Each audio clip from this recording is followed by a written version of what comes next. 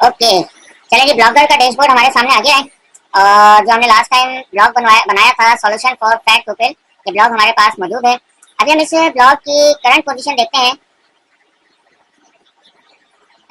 Screen clear है सबको? Kindly confirm कर दें। जी बिल्कुल, ब्लॉग नजर आ रहा होगा आपको। ये देखें जरा, स्क्रीन मूव होती हुई आपको नजर आ रही है? ओके, अब आ गई है ना आपके पास? चले ठीक है। ओके ओके ओके ओके, ठीक है जी। चलें, ठीक है। ये देखिए, ब्लॉगर के डैशबोर्ड हमारे सामने आ गई और ये ब्लॉग हमारे पास आ गया जो हमने लास्ट टाइम क्रिएट किया था। और जब हमने व्यू ब्लॉग किया तो ये ब्लॉग हमारे सामने आ गया कि लास्ट टाइम हमने जो ब्लॉग क्रिएट किया था उस पर एक पोस्ट लगाई थी, 26 weight loss tips that are actually evidence based. Okay, तो आज हमने क्या डिस्कस करना है कि हमने अपने ब्लॉग के लेआउट को थोड़ा सा डिस्कस करना है कि हम अपने ब्लॉग के लेआउट को किस तरह से सेट करते हैं और अपने ब्लॉग की टेम्पलेट को किस तरीके से हम चेंज करते हैं। तो ब्लॉग के हवाले से हम आज दो चीजें ये सीखेंगे, एक तो लेआउट की सेटिंग, ठीक है, और टेम्पलेट को चेंज करना कि टेम्पलेट किस तरीके से चेंज किया जाता है। अब टेम्पलेट से पहले हम ब्लॉग ओपन करते हैं, ब्लॉग के डैशबोर्ड पे जाते हैं, सॉल्यूशन फॉर फैट पीपल। अभी देखिए, ये ब्लॉग हमारे सामने है और इसकी जो सेटिंग है, अभी हमने कोई इसके ऊपर टेम्पलेट अप्लाई नहीं किया। जो ब्लॉगर का अपना टेम्पलेट था उसी में से हमने सेलेक्ट किया था, कोई भी हमने एक्सटर्नल टेम्पलेट इस पर अप्लाई नहीं किया है। आज हम जो है इस पर एक एक्सटर्नल टेम्पलेट भी अप्लाई करेंगे और उसको थोड़ा सा एडिट भी करेंगे, ठीक है। तो ये जो लेआउट आपको नजर आ रहा है, ये चेंज हो सकता है, आप अपनी मर्जी के मुताबिक इसको चेंज कर सकते हैं। अब देखिए, जब हम अपने ब्लॉग के डैशबोर्ड पे जाते हैं तो आपको लेफ्ट साइड पर एक ऑप्शन नजर आता है लेआउट का। जब आप लेआउट पर क्लिक करते हैं तो आपके ब्लॉग का जो करंट लेआउट होता है वो आपके सामने आ जाता है। अब देखिए, लास्ट लेक्चर में हमने फेविकॉन डिजाइन किया था और फेविकॉन को अप्लाई भी किया था, ठीक है। और फेविकॉन भी हमने लेआउट में ही जाकर जो है वो चेंज किया था, एडिट किया था। अब देखिए, ये लेआउट आपके सामने आ गया कि ये आपकी नेविगेशन बार है, ये आपका फेविकॉन का ऑप्शन है, ये आपका हेडर है। हेडर जो है वो आपका ये जो आपको टाइटल नजर आ रहा है, ये वाला, ये आपका हेडर कहलाता है।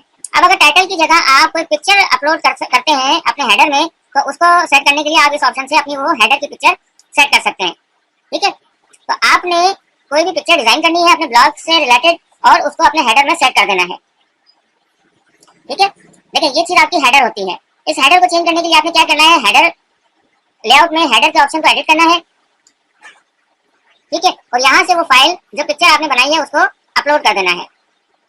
और जैसे आप इस फाइल को अपलोड करेंगे तो आपका जो हेडर है वो चेंज हो जाएगा। और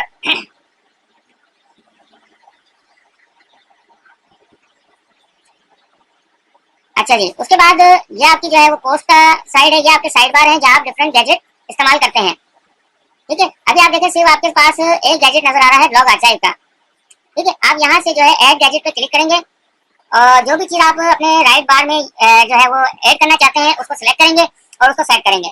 अब जैसे यहाँ पर डिफरेंट जो है वो गैजेट्स होते हैं और आप अपनी जरूरत के मुताबिक जो है वो गैजेट चूज करते हैं और उनको यहाँ पे अप्लाई करते हैं। अब देखिए, मैं यहाँ पर आपके पास एक्शंस का गैजेट नजर आ रहा है, एचटीएमएल जावास्क्रिप्ट का गैजेट नजर आ रहा है, प्रोफाइल का गैजेट नजर आ रहा है, ब्लॉग आर्काइव जो है वो ऑलरेडी लगा हुआ है, पेज हेडर ऑलरेडी लगा हुआ है। आप कोई भी इमेज जो है वो अपने राइट साइड पे जो बार है उसमें आप सेट कर सकते हैं। लेबल्स, पेजेस, ये तमाम जो गैजेट हैं वो आप इनमें से सेलेक्ट करके अपने राइट साइड बार पर या जहाँ भी गैजेट की जरूरत है उसको गैजेट के तौर पर आप क्लिक करके उसको सेट करके अप्लाई कर सकते हैं, ठीक है। अब जो है मैं इमेज को उठाता हूँ, ठीक है। अब इमेज का जो गैजेट मैंने उठाया तो ये मुझसे कह रहा है कि जी आप उस इमेज को, जो इमेज यहाँ रखना चाह रहे हैं, उस इमेज को या तो यहाँ लिंक दे दें या उस इमेज को आप अपने कंप्यूटर से, सिस्टम से पिक भी कर सकते हैं। ओके, चलिए जी, मैं ये प्रोडक्ट है, WSO प्रोडक्ट है ऑडियो प्लस की, जिस पर मैं काम कर रहा हूँ, इसी को उठा लेता हूँ।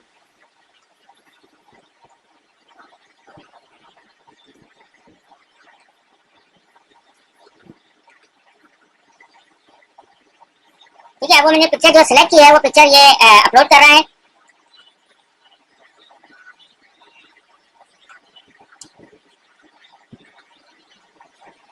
और जब ये पिक्चर अपलोड हो जाएगी तो इसको हम सेव कराएंगे और वो जब हम सेव कराएंगे तो वो इस वाले साइड बार में, राइट साइड बार में वो तस्वीर आपको यहाँ नजर आएगी, ठीक है, जिससे हमारा ब्लॉग जो है वो खूबसूरत नजर आएगा।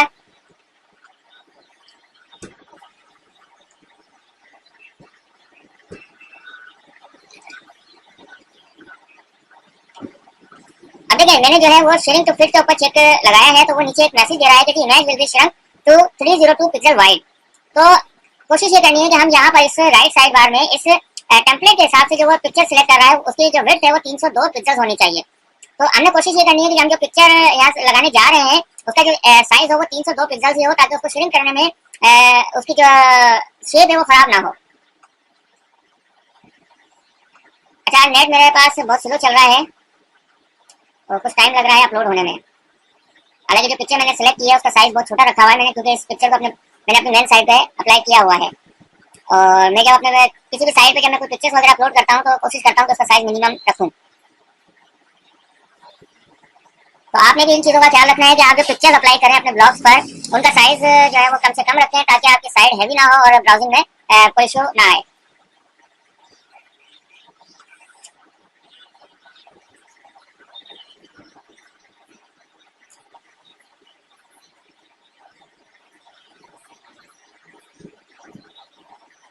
माजिद, आप गूगल पे भी अगर फाइंड करेंगे इसकी पूरी डेफिनेशन आपको मिल जाएगी।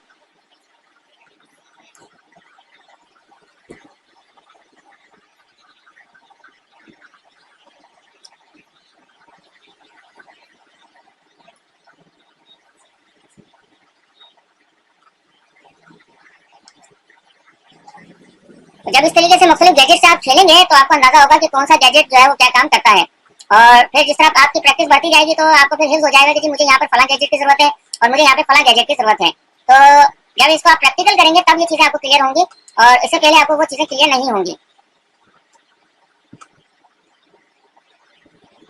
क्योंकि जब मैंने 2010 में ब्लॉग बनाना स्टार्ट किए थे तो मुझे भी इन चीजों के बारे में कुछ नहीं पता था। ठीक है, तो मैं जो है वो प्रैक्टिकल करता था कि फला चीज को मैं अप्लाई करूंगा तो क्या चेंज आएगा। मैं इसी तरीके से जो है ना एक साइड पे एडिटर खोल लेता था और एक साइड पर अपने ब्लॉग को ओपन करता था। ठीक है, और जो भी यहाँ पे मैं चेंजिंग करता था उसको रिफ्रेश करके देखता था कि क्या चेंज आया। तो इस तरीके से जब आप इसको प्रैक्टिकल करेंगे तो ये सारी चीजें आपके पास जो है वो समझ में आ रही होंगी कि मैंने ये चीज की तो ये चेंज मेरे ब्लॉग पर आ रहा है, मैं इस चीज को इस तरीके से जो है वो चेंज कर रहा हूँ तो मेरे ब्लॉग में इस तरीके से चेंजिंग हो रही है। जब ये सारी की सारी चीजें आप प्रैक्टिकल करेंगे तो उस वक्त आपको पता लगेंगे कि कितने गैजेट्स हैं और उनको किस तरीके से आपने अप्लाई करना है। ओके, अब देखें, मोस्टली जो गैजेट हमारे पास यूज होता है वो होता है HTML जावास्क्रिप्ट, क्योंकि हम जो ये प्रोडक्ट बनाया है, जो ब्लॉग हमने बनाया है उस पर हमने एफिलिएट प्रोडक्ट्स को रखना है। और हम जब एफिलिएट प्रोडक्ट को सिलेक्ट करते हैं तो वहां से अपने एफिलिएट लिंक को उठाते हैं, और एफिलिएट लिंक के साथ साथ उसके सामने आपने देखा होगा कि जब हम क्लिक बैंक की प्रोडक्ट का हॉप लिंक जनरेट करने जाते थे तो हमारे सामने दो लिंक्स आते थे। एक आपका एफिलिएट लिंक डायरेक्ट आता था और एक आपके पास HTML कोडिंग के अंदर आता था। तो जब आप अपने ब्लॉग पर HTML कोडिंग अप्लाई करेंगे तो उसके लिए आप ये वाला गैजेट यूज करेंगे, HTML जावास्क्रिप्ट। ठीक है, तो जब आप ये गैजेट यूज करेंगे और वो कोडिंग आप यहाँ पर रखेंगे तो वो प्रोडक्ट आपकी साइड बार में शो हो जाएगी। अच्छा, मैंने पिक्चर्स को रखने की कोशिश की थी लेकिन नेट स्लो होने की वजह से वो नहीं रख सका था। ठीक है, आगे लिंक का टेक्स्ट लिंक लिस्ट का जो है वो एक गैजेट है कि आप जो है डिफरेंट लिंक्स को जो है वो अपने इस राइट साइड बार में रख सकते हैं। ठीक है, don't sort. Okay, let's see, मैं टाइटल इसको दे रहा हूँ कि देखते हैं कि क्या है इसमें। My first website www.nfan.org add link. ठीक है, अच्छा जी, my second website www.fashion.com add link, और इसको मैंने सेव किया। अब देखिएगा कि हमारे ब्लॉग में क्या चेंज आया है। ये हमने गैजेट ऐड किया, अरेंजमेंट को सेव करवाया, और जब अरेंजमेंट सेव हो गई तो हम अपने ब्लॉग को आके रिफ्रेश करेंगे तो अब देखिएगा कि पहले जो था सिर्फ ब्लॉग आर्काइव हमें नजर आ रहा था। अब जो है वो जो सेकंड गैजेट हमने यहाँ पर ये लेट्स सी के नाम से ऐड किया है वो भी आपको शो होगा।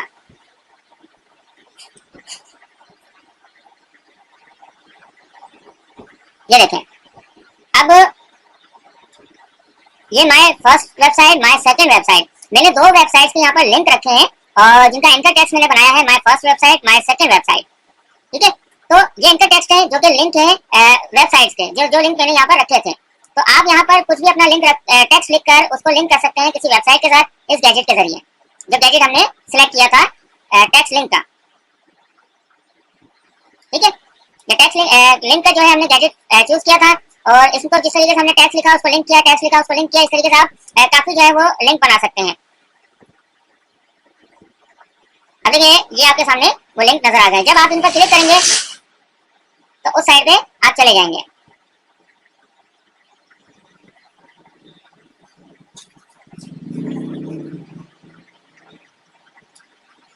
ओके, मैं इसको बंद करता हूँ। मैंने अपनी ही साइड का इस पर लिंक रखा था। अच्छा, यहाँ तक आपको समझ में आ गया कि हम किस तरीके से गैजेट्स को ऐड करते हैं। अब देखिए यहाँ पे फुटर का एक गैजेट, आपको फुटर में भी गैजेट लगा सकते हैं, फुटर 2 में, फुटर 2.2 में। तो जहाँ जहाँ आपके पास गैजेट के ऑप्शन हैं, आप अपने लेआउट के मुताबिक, अपने टेम्पलेट के मुताबिक उसकी सेटिंग कर सकते हैं, क्योंकि कहाँ क्या चीज रखेंगे तो जो है हमारा ब्लॉग मजीद खूबसूरत नजर आएगा। ठीक है, और ये सारी चीजें आपको उस वक्त समझ में आएंगी जब आप इसको प्रैक्टिकल करेंगे, इसको प्रैक्टिस करेंगे, तो चीजें आपको क्लियर होंगी। क्योंकि आप में से हर बंदे की निश डिफरेंट है, और आपको जब निश के हिसाब से जब आप टेम्पलेट सिलेक्ट करेंगे तो टेम्पलेट के हिसाब से लेआउट भी उसके डिफरेंट होते हैं। तो उसी लेआउट को देखते हुए आपने इन गैजेट्स की सेटिंग करनी है। ठीक है, अब चलिए हम फुटर में एक गैजेट लगाकर देखते हैं कि फुटर में हमारा अगर गैजेट लगेगा तो हमारे जो ब्लॉग का लेआउट है उसमें क्या चेंज आएगा। अभी तो फुटर का जो गैजेट होगा वो आपका इस साइड पर नजर आएगा, इस जगह पर। ठीक है, अब फुटर के अंदर जो है मैं कौन सा गैजेट उठाता हूँ।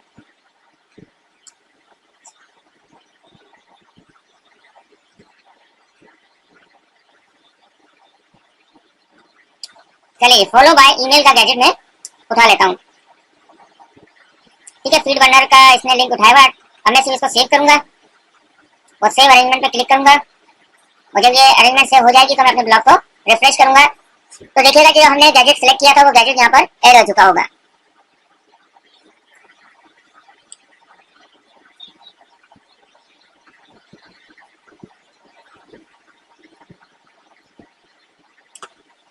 ये देखें, फॉलो बाय ईमेल। तो विजिटर आपका जो है वो आपके ब्लॉग पर आएगा और आपको फॉलो करने के लिए आपका अपना ईमेल जो है वो आपको दे जाएगा, और ये ईमेल आपके लिए बड़ा काम का है। ठीक है, अब आपने इसको प्रैक्टिस करनी है कि लेआउट को आपने जो है देखना है, और अपने ब्लॉग के हिसाब से आपने डिफरेंट गैजेट्स को यूज करना है और उसकी सेटिंग करनी है। हेडर आपने बनाना है, और हेडर को हेडर की एक पिक्चर बनानी है अपने ब्लॉग के लिए और उसको यहाँ पर सेट करनी है।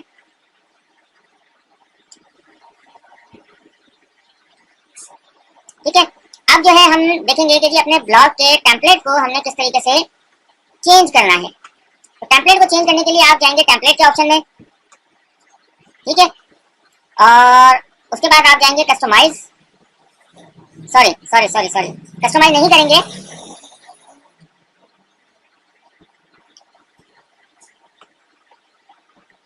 तो कस्टमाइज जब आप करेंगे तो वो दोबारा जो है आपके टेम्पलेट के कस्टमाइजेशन के ऑप्शन में चला जाएगा। ठीक है, अभी हमने अपने ब्लॉग को कस्टमाइज नहीं करना, टेम्पलेट को कस्टमाइज नहीं करना, अभी हमने टेम्पलेट को चेंज करना है, बिल्कुल इंटायरली इस टेम्पलेट को चेंज करना है। ठीक है, तो चले कस्टमाइज भी आप जो है वो प्रैक्टिस कीजिएगा कि आप यहाँ से कस्टमाइज में अपने टेम्पलेट जो सिलेक्ट करते हैं उसका बैकग्राउंड चेंज कर सकते हैं, उसके विड्थ को एडजस्ट कर सकते हैं, अपने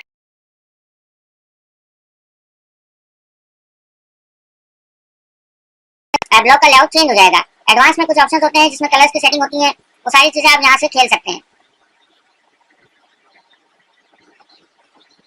ठीक है, अपने फोन को चेंज कर सकते हैं, कलर को चेंज कर सकते हैं, साइज को चेंज कर सकते हैं।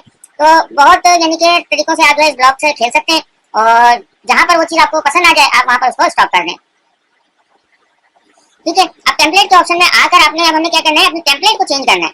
क्योंकि अभी हमने जो टेम्पलेट ना तो वो हमारे विजिटर को अच्छी लग रही है और ना ही हमें पसंद आ रही है, तो हम चाहते हैं कि इस पूरी की पूरी टेम्पलेट को, इस पूरे के पूरे लेआउट को, इस पूरे के पूरे डिजाइन को हम चेंज कर दें। ठीक है, तो चेंज करने के लिए हम क्या करेंगे, अपने ब्लॉगर के डैशबोर्ड से टेम्पलेट के ऑप्शन में जाएंगे, और यहाँ से आपने राइट टॉप पे आपको एक बटन नजर आ रहा होगा, बैकअप ऑब्लिक रीस्टोर।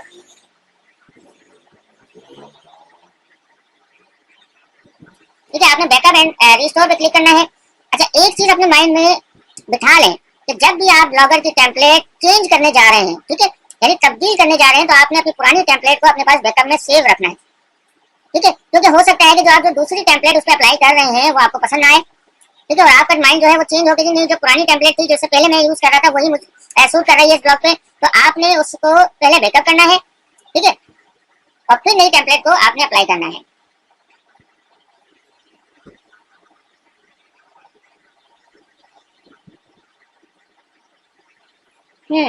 ओके, जब हमने बैकअप ऑब्लिक रीस्टोर पे क्लिक किया तो यहाँ से वो कह रहा है कि आप कौन सी टेम्पलेट अपलोड करना चाहते हैं, तो अपलोड करने से पहले आपने क्या करना है, डाउनलोड फुल टेम्पलेट करना है। यानी कि जो अभी ऑलरेडी टेम्पलेट अप्लाई हुई हुई है या जो सेटिंग हमने इस ब्लॉग की हुई है, तो जब हम इसको फुल डाउनलोड करेंगे तो ये तमाम की तमाम सेटिंग आपके पास डाउनलोड हो जाएगी। दोबारा जब आप ये टेम्पलेट अप्लाई करते हैं तो ये सेटिंग आपको दोबारा अप्लाई नहीं करनी पड़ेगी। जैसे ही आप जो है पूरी की पूरी जो डाउनलोड कर रहे हैं टेम्पलेट अप्लाई करेंगे तो करंट जो इस वक्त आपका लेआउट है, जो करंट पोजीशन है इस वक्त ब्लॉग की, वो दोबारा वापस आ जाएगी। ठीक है, तो ये चीज आपने लाजमी ध्यान में रखनी है कि आपने जब भी टेम्पलेट को चेंज करना है, दूसरी कोई टेम्पलेट अप्लाई करनी है, तो उससे पहले आपने करंट जो टेम्पलेट है उसको आपने डाउनलोड कर लेना है। ठीक है, इसको मैं डाउनलोड कर रहा हूँ। हालांकि मुझे अभी डाउनलोड करने की जरूरत नहीं है क्योंकि अभी हमने अपने ब्लॉग पे कोई इतना खास काम नहीं किया है। ठीक है, ब्लॉगर की एक टेम्पलेट चूज की है, उस पर एक आर्टिकल पोस्ट किया और उसकी कोई लेआउट के अंदर हमने खास चेंजिंग नहीं की है, तो अभी मुझे ये टेम्पलेट डाउनलोड करने की जरूरत नहीं है। ठीक है, अभी देखिए ये टेम्पलेट हमारे पास डाउनलोड हो गई है और इस टेम्पलेट को जो है आप अपने पास सेव कर लें। ठीक है, तो जो भी आप ब्लॉग बनाए उसका एक फोल्डर अलग बना दिया करें उस ब्लॉग के नाम से, ताकि उससे रिलेटेड जो भी डेटा है वो उस फोल्डर में मौजूद रहे। जो उसमें आप प्लगइन यूज कर रहे हैं, जो टेम्पलेट्स यूज कर रहे हैं, वो तमाम के तमाम जो आर्टिकल उसमें लिख रहे हैं, जो पिक्चर आप उसमें यूज कर रहे हैं, वो सारी की सारी चीजें उस फोल्डर में रहेंगी और इन फ्यूचर आपको ढूंढने में परेशानी नहीं होगी। ओके, अब हम यहाँ से अपनी इस टेम्पलेट को हम डाउनलोड कर चुके हैं, जो ये करंट टेम्पलेट आपको नजर आ रही है। अब हम इस पर दूसरी नई टेम्पलेट अप्लाई करेंगे, उसके लिए हम क्लिक करेंगे चूज फाइल पर और टेम्पलेट मैंने रखी हुई है डैशबोर्ड पर। ठीक है, ब्लॉगर टेम्पलेट मैंने कुछ टेम्पलेट्स उठाई हुई हैं और इन टेम्पलेट्स में से ही किसी एक टेम्पलेट को मैं यूज करूंगा। वर्टेक्स, अब टेम्पलेट की जो फाइल होती है वो होती है .xml। आपने इस फाइल को क्लिक करके अपलोड करना है। ठीक है, नॉर्मली जब आप गूगल से या किसी सोर्स से ब्लॉगर के टेम्पलेट को डाउनलोड करते हैं तो वो जिप फोल्डर में होती है, जिप कंडीशन में होती है, आपने उसको अनजिप करना है और जब आप वो टेम्पलेट अप्लाई करने जाते हैं तो फाइल आपने जो पिक करनी है वो .xml। ठीक है, ये एक्सटेंशन आपने याद रखना है .xml। अच्छा जी, हमारी जो टेम्पलेट है वो अपलोड हो चुकी है और जैसे ही अपडेट कंप्लीट हो जाएगी तो टेम्पलेट जो है वो हमारे इस ब्लॉग पर अप्लाई हो जाएगी।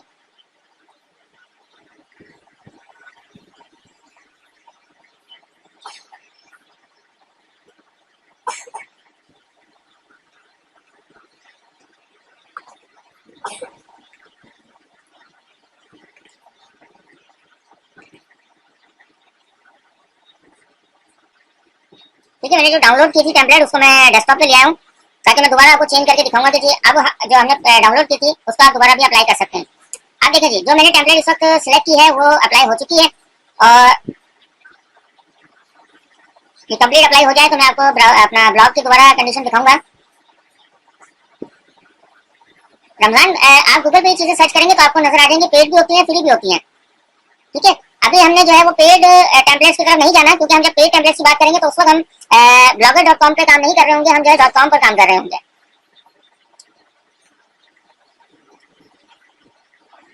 मेरी वॉइस में इशू आ रहा है? मेरी वॉइस ओके है?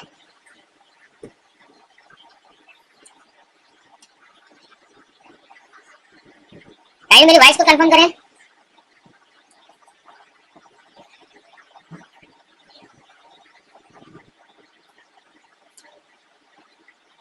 हाँ, voice issue, actually voice issue नहीं है, ये नेट इशू है।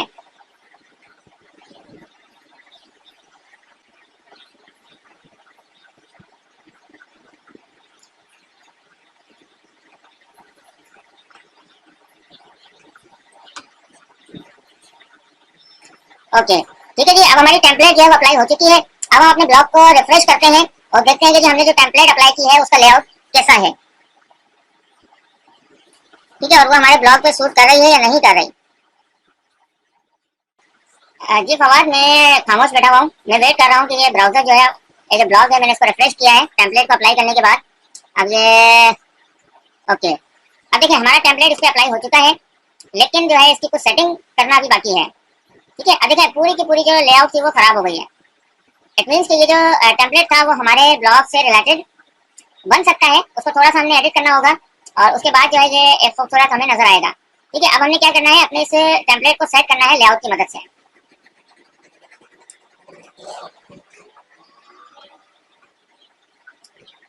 अब देखें पॉपुलर पोस्ट जहां पर आपको जो है नजर आ रही है जो कि सूट नहीं कर रही है जगह पर। ठीक है, ये गैजेट आपको नजर आ रहा है, यहाँ पे आपको सूट नहीं कर रहा, तो हमने इन चीजों को सेट करना होगा।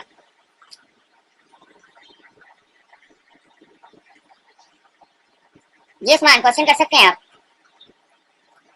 ठीक है, तो जो फालतू गैजेट्स हैं हम इनको यहाँ से फिलहाल हटा देंगे।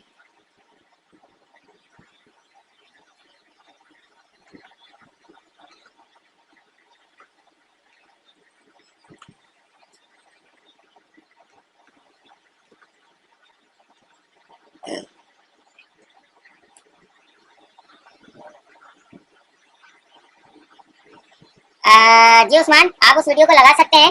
उसके लिए आप या तो डेली मोशन पे अकाउंट बना लें और यूट्यूब पे अकाउंट बना लें, वहां पर वो वीडियो अपलोड करके वहां से कोडिंग उठाकर आप अपने ब्लॉग पर रख सकते हैं। HTML कोडिंग वहां से आप लेकर और उसको जो है आप अपने ब्लॉग पर अप्लाई कर सकते हैं। उसका भी मैं तरीका भी आपको बता देता हूँ। बिल्कुल, बहुत आसान है।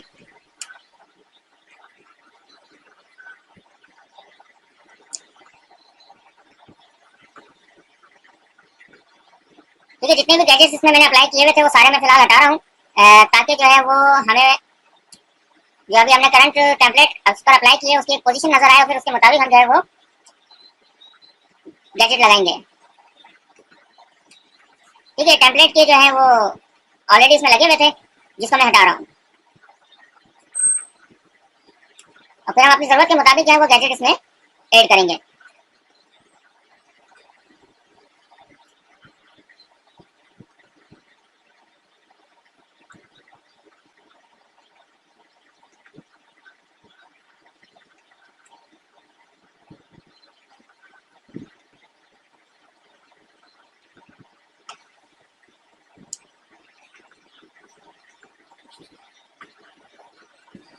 ओके, ये सारे के सारे जो गैजेट इस पे लगे हुए थे टेम्पलेट के साथ वो मैंने यहाँ से रिमूव कर दिए, और रिमूव करने के बाद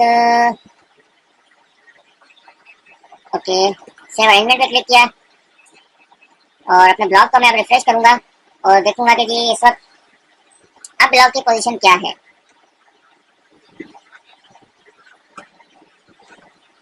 ओके,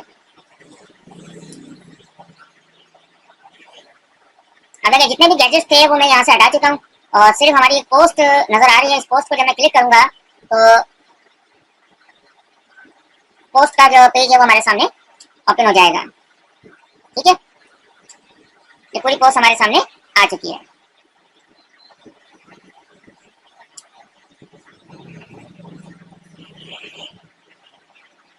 देखिए ये टाइटल आ गया, ये पेजेस आ गए जो पेजेस बने हुए हैं। ठीक है, ये जो है उसकी कैटेगरीज आ गई हैं, और ये आपके सामने आपका आर्टिकल जो आपने पोस्ट किया था वो आ गया है।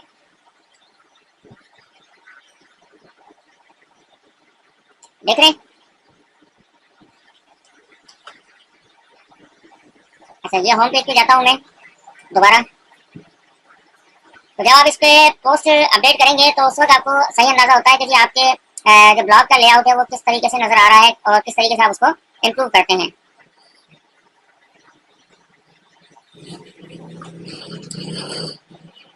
ओके,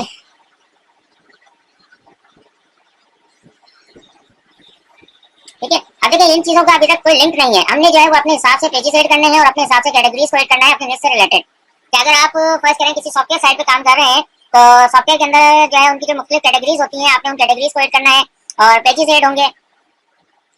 तो ये सारी चीजें उस वक्त फाइनल होंगी जब आपके पास कंटेंट रेडी होगा। ठीक है, आप अपने आर्टिकल्स पे काम करें, आर्टिकल्स कंप्लीट करें और उनको पोस्ट करें, पेजेस को फाइनल करें और कैटेगरीज को फाइनल करेंगे, तब जाके आपको ब्लॉग का सही तरीके से मैनेज करने का अंदाजा होगा। ठीक है जी, तो ये था ब्लॉग के लेआउट को और ब्लॉग के टेम्पलेट को हमने आज डिस्कस किया है। तो अगर अभी इसमें कोई क्वेश्चन है, क्वेश्चन होंगे मुझे मालूम है, क्योंकि जब आप इसको प्रैक्टिस करेंगे तब जाकर आपको ये तमाम चीजें क्लियर होंगी। जी जनाब, अभी तक के लेक्चर में अगर आपका कोई कंफ्यूजन है तो आप पूछ सकते हैं। माजिद देखिए, हम तमाम गैजेट्स को यूज कर सकते हैं और वो डिपेंड करता है कि आपकी नेट क्या है, आपका साइट का टेम्पलेट का लेआउट कैसा है, और उसी हिसाब से आपने जो है ना उन गैजेट्स को यूज करना है। और जो एसईओ पॉइंट ऑफ व्यू से आप बात कर रहे हैं, तो एसईओ पॉइंट ऑफ व्यू से आप गैजेट यूज करते हैं या नहीं करते हैं उससे कोई फर्क नहीं पड़ता। ठीक है, क्योंकि गैजेट जो हम यूज कर रहे हैं वो अपनी जरूरत के मुताबिक यूज कर रहे हैं, ताकि हमारा जो ब्लॉग है वो खूबसूरत नजर आए और ज्यादा से ज्यादा जो इन्फॉर्मेशन है वो आसान तरीके से लोगों को दे सकें। ब्लॉगिंग का असल मकसद पता है आप लोगों को क्या होता है? ब्लॉगिंग का असल मकसद ये होता है कि आप ज्यादा से ज्यादा नॉलेज और अच्छी नॉलेज लोगों के साथ शेयर करें। ठीक है। तो जितनी ज्यादा से ज्यादा अच्छा कंटेंट आपका होगा तो वो आपकी एसईओ पॉइंट ऑफ व्यू से आपकी हेल्प करेगा आपके ब्लॉग्स को रैंक करने में और ट्रैफिक लाने में। ठीक है, बैकलिंकिंग होती है, सोशल सिग्नल्स होते हैं, ये सारे मामला होते हैं एसईओ के हवाले से। लेकिन जो मेन फैक्टर होता है वो होता है आपका अच्छा कंटेंट, कि आप जितना अच्छा कंटेंट लोगों को देंगे, लोगों को प्रोवाइड करेंगे, आपके विजिटर और लोगों की जो है एक्टिविटी आपके ब्लॉग के साथ और अटैचमेंट जो है वो ज्यादा से ज्यादा होगी। ठीक है, तो आपने कोशिश ये करनी है कि आपने अच्छे से अच्छा कंटेंट जो है अपनी साइड पर रखना है। बिल्कुल बिल्कुल रमजान, ब्लॉगर जो है वो बेसिकली गूगल का ही एक वो समझ लें कि प्रोडक्ट है। तो ब्लॉगर को रैंक करने में इतना ज्यादा इशू नहीं होता। हाँ, कंटेंट राइटिंग, हमारे मेरे पास कंटेंट राइटिंग की सच जो है वो स्किल्स नहीं है, नॉलेज नहीं है। तो मैं जो है कोशिश कर सकता हूँ कि कंटेंट राइटिंग पर एक लेक्चर रखूँ, लेकिन मैं इस फील्ड का एक्सपर्ट नहीं हूँ।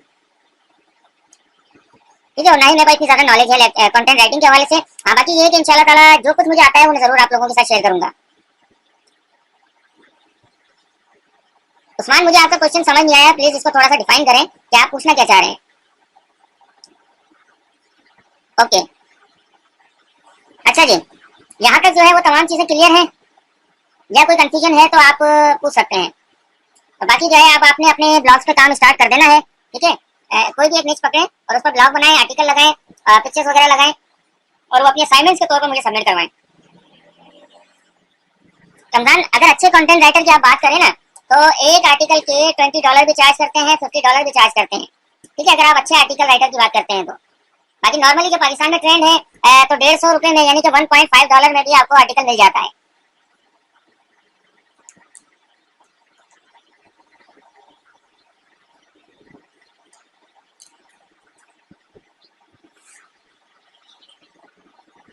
उस्मान, देखिए, अगर आप माइक्रो निच ब्लॉग बना रहे हैं, यानी कि एक प्रोडक्ट के ऊपर अगर आप ब्लॉग बना रहे हैं, तो 5 से 6 आर्टिकल इनफ है। ठीक है, लेकिन अगर आपको इन्फॉर्मेशन ब्लॉग बना रहे हैं तो उसके ऊपर आर्टिकल जितने ज्यादा से ज्यादा आप रखेंगे तो वो ज्यादा बेहतर होगा। लेकिन अगर आप माइक्रो निच ब्लॉग बना रहे हैं, यानी कि एक प्रोडक्ट आपने उठाई, कोई भी एफिलिएट नेटवर्क से कोई भी प्रोडक्ट आपने उठाई और उस पर ब्लॉग बनाने जा रहे हैं, तो आपको 5 से 6 आर्टिकल इनफ होंगे अपने ब्लॉग पर रखने के लिए।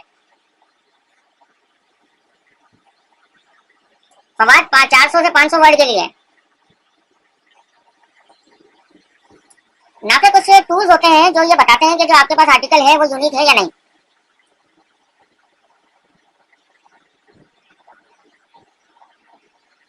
अगर, अच्छा, यानी कि उस्मान, आप जो है अपनी वीडियो अपलोड करना चाह रहे हैं अपने ब्लॉग पर, तो वो भी आप कर सकते हैं, कोई इतना इशू नहीं है। जिस तरह हमने पिक्चर्स को ऐड किया था, इसी तरीके से वीडियोस को भी ऐड कर सकते हैं।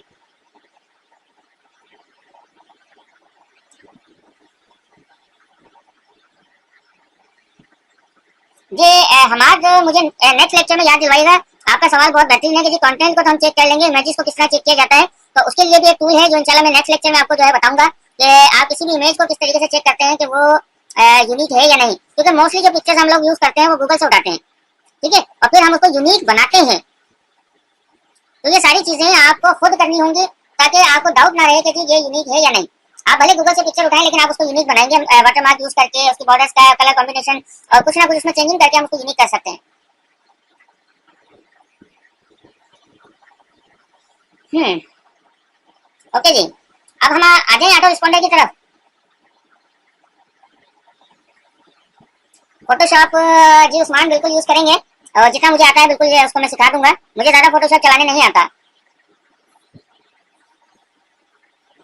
नहीं, सिर्फ रिसाइज करके काम नहीं चलेगा रमजान, आपने अपनी उस पिक्चर को यूनिक करने के लिए कुछ और भी करना होगा।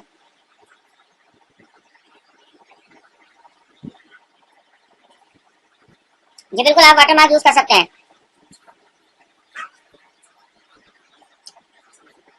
अच्छा, मुझे मालूम है कि हमारे इस ग्रुप में जो अभी हम जो ये स्टूडेंट्स को लेकर चल रहे हैं, कुछ लोग होंगे जिनके पास डिजाइनिंग की स्किल्स होंगी, फोटोशॉप उनको आता होगा। मैंने कुछ लोगों का इंट्रोडक्शन देखा था जिसमें उन्होंने जो है डिजाइनिंग के हवाले से अपनी स्किल्स बताई थी।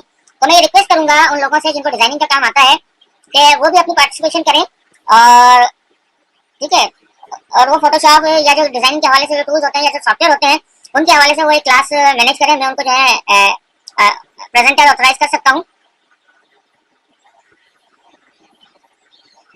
ठीक है, देखिए, अब हम जो है एक टीम मेंबर्स हैं, और जैसे मुझे मुझे एक काम नहीं आता या मुझे एक चीज नहीं आती और आप उस चीज के एक्सपर्ट हैं, तो आप अपना जो है वो फीडबैक दें। जैसे मैं ये चीज जो है डिस्क्लोज करना चाहता हूँ पूरे ग्रुप के साथ क्योंकि हमने आगे अब जो है मिलकर काम करना है, और मिलकर आगे जब चलेंगे और मिलकर जब हम काम करेंगे तो यकीन माने बहुत जल्दी कामयाबी हासिल होगी। क्योंकि मैं जो आपके सामने आज सरप्राइज रखने वाला हूँ ना, वो भी एक टीम वर्क वाला सरप्राइज है।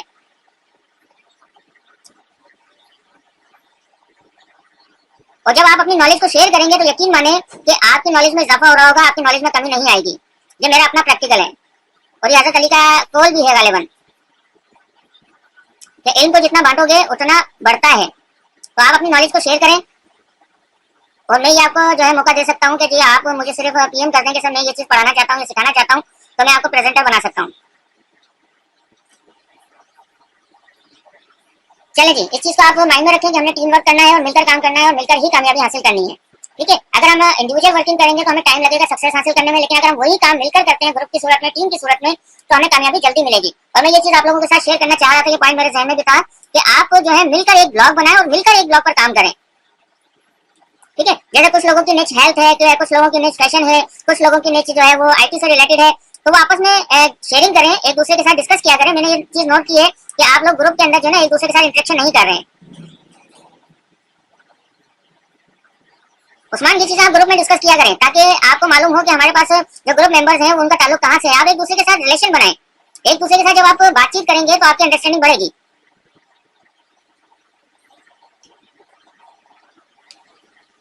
ठीक है, और मेरा देखिए, मेरा जो ये एफिलिएट कोर्स कराने का जो मेन मकसद है, वो भी मेन मकसद वो यही है कि मैं एक टीम बनाऊं। ठीक है, और जब आप लोग मिलकर काम करेंगे, यकीन माने कि आप इतनी जल्दी कामयाब हो जाएंगे कि जिसका आप तसव्वुर भी नहीं कर सकते।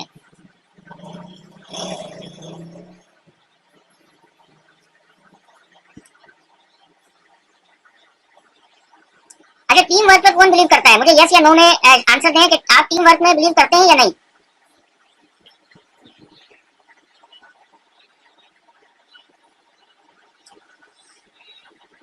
अब देखिए, 100% जो है वो जवाब मेरे पास यस आया है, किसी ने भी नो नहीं कहा। जब टीम वर्क पे आप लोग बिलीव करते हैं तो हमें तकरीबन महीने के करीब हो गया है इस ग्रुप को बनाए हुए, तो आप लोग आपस में इंटरेक्शन क्यों नहीं करते? आप एक दूसरे के साथ बातचीत क्यों नहीं करते? एक दूसरे की सपोर्ट क्यों नहीं करते?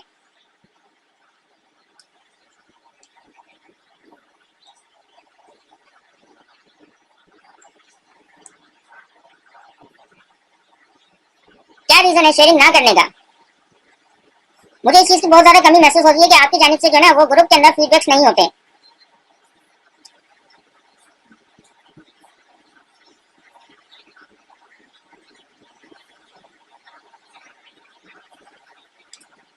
तो फिर मैं आज से यकीन कर लूं कि आप ग्रुप के अंदर जो है वो डेली बेसिस पे टाइम देंगे और क्वेश्चन पूछेंगे भी, और जो क्वेश्चन पूछे गए हैं उनके जवाब भी देंगे। रमजान देखिए, हर बंदा अपने अपने कामों में बिजी है, और मेरा शेड्यूल अगर मैं आपको बताऊं तो आप कहेंगे सर आप क्लास ले रहे हैं, बड़ी बात है। और जो लोग मुझे पर्सनली जानते हैं वो उन्हें पता है कि मेरा कितना टफ शेड्यूल है।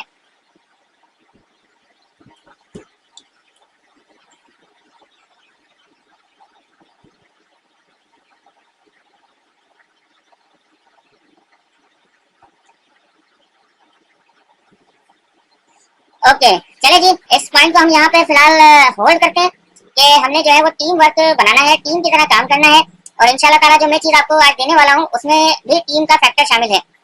ओके, अब हम आ जाते हैं अपने ऑटो रिस्पॉन्डर्स की तरफ। और आपने देखिए, ये मैं अब इसको असाइनमेंट समझ लें कि आपने कम से कम एक ब्लॉग बनाना है और उसमें 4 से 5 पोस्टर लगानी है और उसके लेआउट से खेलना है। ठीक है, कभी भी आप अपने लेआउट को फाइनल पोजीशन में नहीं रखेंगे, उसको चेंज करते रहेंगे। उसको उससे जितना खेलेंगे आपके ब्लॉग में उतनी खूबसूरती आ रही होगी। तो ये चीज आप अपने तौर पर असाइनमेंट के तौर पर रख लें, और मैं आपका जो ब्लॉग है वो वक्तन फवक्तन चेक करता रहूंगा। आप अपने ब्लॉग का लिंक जो है ना ग्रुप में रख दें कि दिस इज माय ब्लॉग, और उसके आप वर्किंग करते रहें, मैं इंशाल्लाह उसको टाइम टू टाइम चेक करता रहूंगा। ठीक है, और उससे दूसरे लोगों को भी अंदाजा होगा कि आप क्या कर रहे हैं और किस तरीके से कर रहे हैं। क्लियर?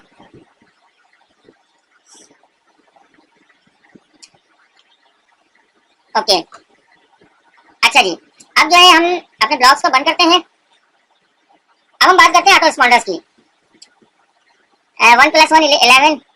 ठीक है उस्मान, अभी अभी पता लग जाएगा कि आप कितना बिलीव करते हैं। अच्छा, जब हम ऑटो रिस्पॉन्डर की बात करते हैं तो हमारे पास एक ऑटो रिस्पॉन्डर है अवेबर, aweber.com। ठीक है, ये लिंक मैं आपको सेंड कर रहा हूँ चैट बॉक्स में। चैट बॉक्स कहाँ चला गया?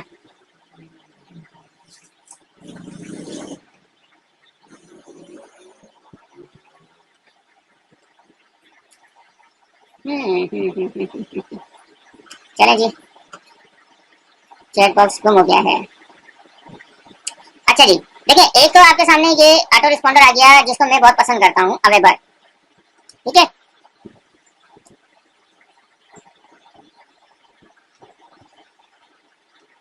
अच्छा ऑटो रिस्पॉन्डर का काम क्या होता है, कोई बताएगा मुझे?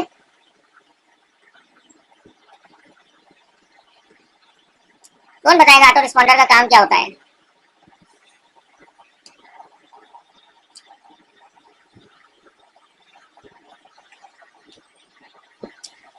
देखिए ऑटो रिस्पॉन्डर्स एक तरह की सर्विसेज होती हैं जो बल्क में ईमेल सेंड कर सकती हैं, और आप उसमें जो है अपनी एक ईमेल्स को सेट करते हैं, और जब आपको लिस्ट क्रिएट कर रही होती है और उस लिस्ट के साथ जो है वो ईमेल्स को खेल रहे होते हैं, आप उससे खेल सकते हैं। जी उस्मान, ऑटोमेटिक आंसर देना सही कह रहे हैं। टू रिस्पॉन्ड द ईमेल्स, ठीक है माजिद, बिल्कुल। Auto reply off emails forward, okay. Auto post को ईमेल करना, रमजान ये नहीं है, ठीक है। देखिए ऑटो रिस्पॉन्डर का क्या काम होता है कि ऑटो रिस्पॉन्डर की सर्विस को हम यूज करते हुए हम सबसे पहला जो काम करते हैं वो ये करते हैं कि अपनी लिस्ट को जनरेट करते हैं, ठीक है। जो एफिलिएट मार्केटिंग के हवाले से अगर हम बात करें तो जो हमारी लिस्ट होती है ना, ईमेल की जो लिस्ट होती है, वो हमारे लिए गोल्ड माइन होती है। आपके पास जितनी ज्यादा बड़ी और एक्टिव लिस्ट होगी, आप उससे उसी तरीके से मुख्तलिफ तरीकों से खेल सकते हैं और उतना ही ज्यादा अर्निंग कर सकते हैं। तो ऑटो रिस्पॉन्डर क्या करता है, आपके लिए एक तो लिस्ट जनरेट करता है और आपको ये सहूलत देता है कि जी आप उन तमाम लिस्ट को या उनमें से कुछ सिलेक्टेड लिस्ट को ईमेल्स करते हैं बल्क में, और आप अपने टाइम को सेविंग कर रहे होते हैं। जिस तरह देखें हम नॉर्मली अपने जीमेल के अकाउंट से या याहू के अकाउंट से लिमिटेड ईमेल्स कर सकते हैं, उसके बाद वो आपको कहता है कि आपका आज का कोटा कंप्लीट हो गया, अब आप मजीद ईमेल नहीं सेंड कर सकते। ऐसा ही होता है ना अक्सर। आप लोगों ने शायद इतनी ज्यादा ईमेल्स की नहीं है, लेकिन आप एक दिन बैठ कर जो है कोई 500 ईमेल करके दिखाए मुझे एक ईमेल आईडी से, तो 50 या 100 ईमेल्स के बाद आपको रिप्लाई आएगा कि आप आज का जो कोटा है वो कंप्लीट कर चुके हैं, अब आप मजीद ईमेल्स नहीं सेंड कर सकते। लेकिन ऑटो रिस्पॉन्डर क्या होता है कि ऑटो रिस्पॉन्डर आपको सर्विस प्रोवाइड करता है कि आप अनलिमिटेड ईमेल सेंड कर सकते हैं अनलिमिटेड लोगों को। और मार्केटिंग के हवाले से जो हमारी ये कहलाती है, ये ईमेल मार्केटिंग में हमारे लिए बड़ा बेनिफिशियल होती है, ये जो ऑटो रिस्पॉन्डर्स की सर्विसेज होती हैं, ठीक है। अब हम जो है कुछ ऑटो रिस्पॉन्डर को एनालाइज करेंगे कि जी कौन सा ऑटो रिस्पॉन्डर है जो हमारे लिए सूट करेगा स्टार्ट के अंदर, और आगे जाकर हम उसको स्विच करेंगे, ठीक है। तो बेसिकली ऑटो रिस्पॉन्डर हम यूज करते हैं email marketing point of view से, और ईमेल मार्केटिंग में हम अपनी जो प्रोडक्ट्स हैं, जो एफिलिएट प्रोडक्ट होंगे उनको हम प्रमोट करेंगे, अपने ऑफर्स को प्रमोट करेंगे। इस तरीके से जो है हम अपने इस ईमेल ऑटो रिस्पॉन्डर के साथ खेलेंगे, ठीक है। एक तो हो गया आपका ऑटो रिस्पॉन्डर aweber.com, एक होता है गेट रिस्पॉन्स, ठीक है, getresponse.com।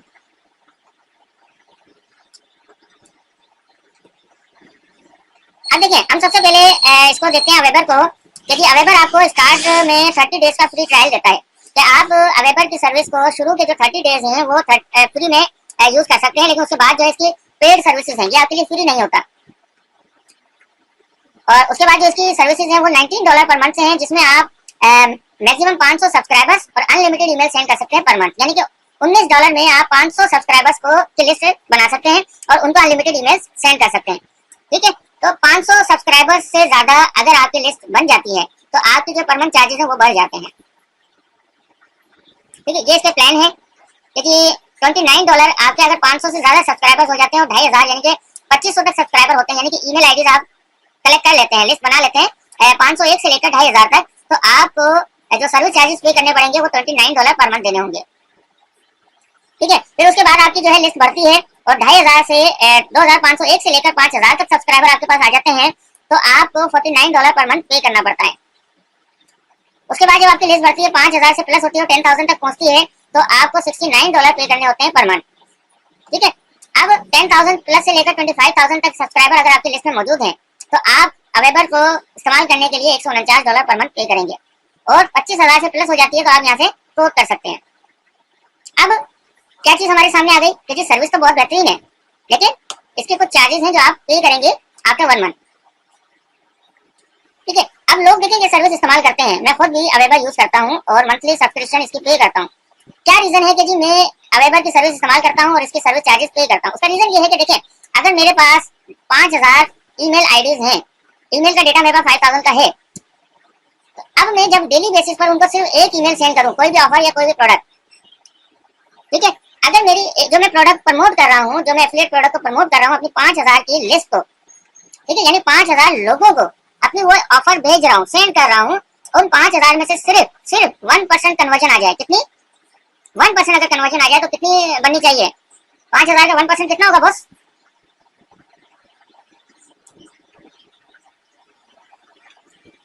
तो बताएगा।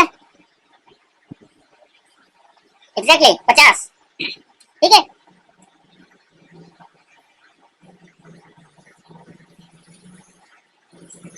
चलिए जी हम कैलकुलेटर, आज कैलकुलेटर से खेलते हैं।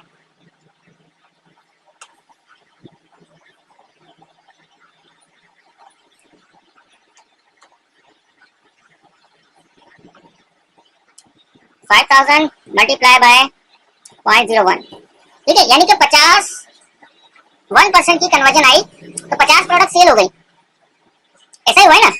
और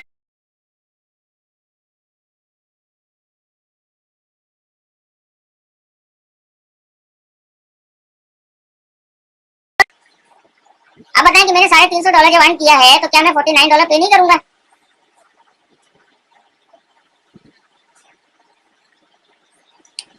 जी जनाब, फिर वाइस गई।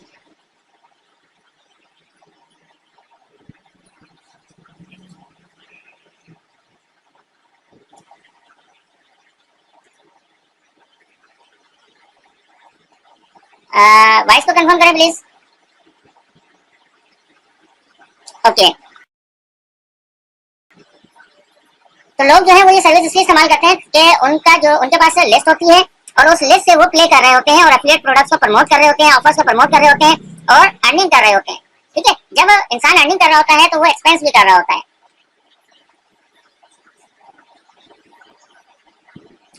चले जी, ये तो हो गया वेबर का प्राइस शेड्यूल। अब हम देखते हैं गेट रिस्पॉन्स क्या कहता है। गेट रिस्पॉन्स की हम प्राइसिंग देखते हैं कि जी इसके सर्विस चार्जेस कितने हैं।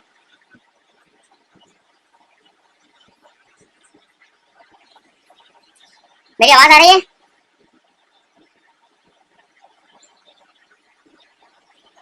वॉइस को कंफर्म करें प्लीज। अच्छा जी, गेट रिस्पॉन्स की जो प्राइस है, देखिए 1000 सब्सक्राइबर्स अगर आपके लिस्ट में होते हैं तो आपको $15 पर मंथ पे करना होता है। 2500 सब्सक्राइबर्स होते हैं तो आपको $25 पर मंथ पे करना होता है। 10,000 सब्सक्राइबर्स होते हैं तो $65 पर मंथ पे करना होता है। ठीक है, अच्छा अवेबर के मुकाबले में गेट रिस्पॉन्स जो है वो थोड़ा सस्ता पैकेज है। ठीक है, अच्छा अगर सर्विसेज को दोनों को कंपेयर करें तो दोनों की सर्विसेज तकरीबन बराबर हैं, क्योंकि मैंने दोनों सर्विसेज इस्तेमाल की हैं। जी उस्मान, नेट का इशू है, बिल्कुल है, और इस वजह से आवाज ब्रेक हो जाती है। अच्छा जी, तो अवेबर को और गेट रिस्पॉन्स को अगर हम कंपेयर करें तो सर्विसेज के मुकाबले में दोनों बराबर हैं। और प्राइसिंग के हवाले से अगर हम देखें तो गेट रिस्पॉन्स के जो प्राइस है वो थोड़े से लो हैं और अवेबर के जो प्राइस है वो थोड़े से हाई हैं। ठीक है, अच्छा मोस्टली जो इंटरनेट मार्केटर है वो अवेबर और गेट रिस्पॉन्स दोनों सर्विस इस्तेमाल करते हैं और अवेबर को ज्यादा प्रीफर करते हैं।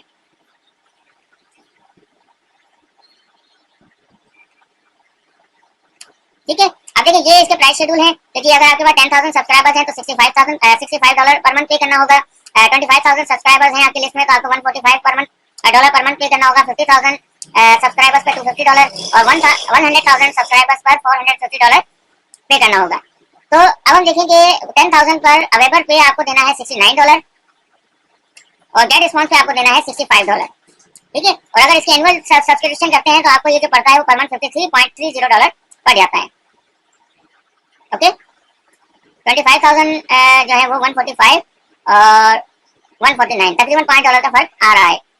ठीक है, अब सवाल ये पैदा होता है कि जी अभी हम लोग ब्लॉगिंग की दुनिया में स्टार्ट कर रहे हैं और अभी हम ब्लॉगिंग करना सीख रहे हैं, ब्लॉग बनाना सीख रहे हैं, एफिलिएट मार्केटिंग को सीख रहे हैं और अभी हमारे पास जो है वो इतने स्किल्स नहीं है कि हम फौरन से लिस्ट को भी जनरेट कर लें, तो हम $15 या $19 क्यों पे करें? ठीक है, या कहाँ से पे करें? ठीक है, तो आज मैं आपको एक सर्विस बता रहा हूँ। ये भी एक ऑटो रिस्पॉन्डर है, मेलचिम्प। ठीक है, इसकी आप फ्री सर्विस से फायदा उठा सकते हैं और अपनी लिस्ट को जनरेट कर सकते हैं और बाद में आप स्विच कर जाइएगा वेबर पर या गेट रिस्पॉन्स पर। जी अब देखिए मेलचिम्प जो है आपको सहूलत देता है कि अप टू 2,000 सब्सक्राइबर्स यानी कि 2,000 तक ईमेल आप अपने फ्री अकाउंट में रख सकते हैं। ठीक है, और 12,000 ईमेल सेंड कर सकते हैं 2,000 लोगों को एक महीने में फ्री। तो आप इसके फ्री अकाउंट को इस्तेमाल करें, अपनी लिस्ट को क्रिएट करें, लिस्ट बनाएं और उनके साथ उनको ईमेल सेंड करें और अपने ऑफर्स को प्रमोट करें। ठीक है, अब लिस्ट बनाने के लिए इससे काम कैसे करना है ये सारी चीजें इंशाल्लाह हम नेक्स्ट लेक्चर में देखेंगे कि जी इस पर अकाउंट कैसे बनेगा। फिर आप अकाउंट बना लें और फिर मैं आपको बताऊंगा कि जी इसमें लिस्ट किस तरह से क्रिएट करनी है और किस तरीके से आपने ईमेल्स को सेंड करना है। ओके, तो मैं आपको एडवाइस करूंगा कि आप स्टार्ट में मेलचिम्प को यूज करें अपने लिस्ट बिल्डिंग के लिए।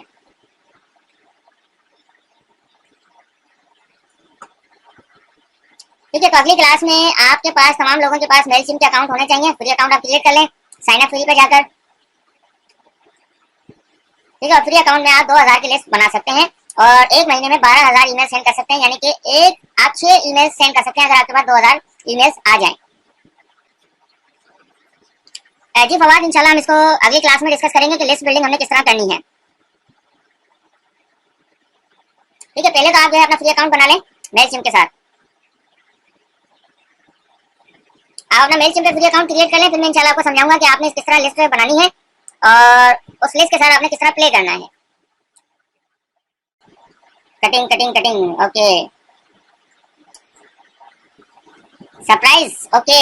अच्छा जी, यहाँ तक आपका कोई क्वेश्चन है तो आप पूछ सकते हैं। मैं थोड़ा सा रिकॉल कर दूं कि आपने जो है तमाम लोगों ने ब्लॉग्स बनाने हैं। ब्लॉग बनाने के बाद उसके ऊपर टेम्पलेट अप्लाई करनी है। फ्री टेम्पलेट आपको